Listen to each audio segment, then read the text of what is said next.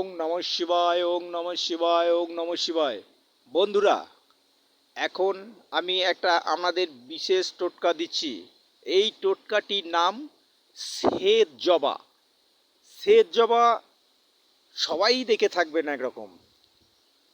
দেখতে পাচ্ছেন, এই যে আমি এখন যে গাছটার সামনে আছি, এই দেখুন বন্ধুরা, এইটা হচ্ছে সেই শ্বেত জবা। এই শ্বেত জবা আপনার ঠাকুর মন্দিরের পাশে কিংবা বাড়ির বাইরে আপনি একটা গাছ লাগান। এই গাছের ফুল ঠাকুরের চরণে দেন এবং এই ফুল বাড়ির সৌন্দর্য দেখায়। বাড়ির মধ্যেও লাগাতে পারেন।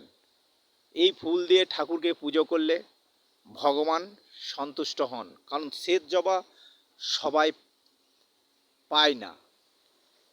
বহুত কষ্ট করে এই গাছটিকে জোগাড় করতে হয়। এই গাছটি একটি মারাত্মক গাছ, ঔষধি গাছ। এর শেকড় অনেকই কাজে ব্যবহার করা হয়, ঔষধি কাজে ব্যবহার করা হয়। এর শেকড়ের কাজ আমি আপনাদের একদিন পরের নেক্সট ভিডিওতে জানিয়ে দেবো যে এর শেকড় দিয়ে কি ঔষধি কাজ করা হয়। তা এখন আমি যে ভিডিওটা আপনাদের দেখাচ্ছি, এটা হচ্ছে শ্বেত জবা। এই জবা গাছটি আপনারা লাগান, একবার লাগিয়েই দেখুন এর মারাত্মক কাজ। এই গাছ আপনার বাড়ির মধ্যে থাকলে সৌন্দর্য তো বাড়বেই এবং ফুলগুলি দেখতেও অতি সুন্দর। দেবতার পুজোতেও খুব কাজে লাগে। শ্বেত জবা সবসময় পাওয়া যায় না, তাই এই জবা আপনারা বাড়ির মধ্যে কিংবা বাড়ির বাইরে কিংবা ঠাকুর মন্দিরের পাশে লাগান। দেখতে পাবেন এই সৌন্দর্য।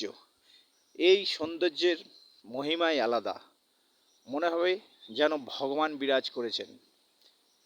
এই ভিডিওটা দেখে যদি আপনাদের ভালো লাগে তাহলে আপনারা লাইক শেয়ার করবেন, কমেন্টে জানাবেন। আর আপনারা ভালো থাকবেন, সুস্থ থাকবেন। ঈশ্বর আপনাদের সবাইকে মঙ্গল করুক। নমস্কার।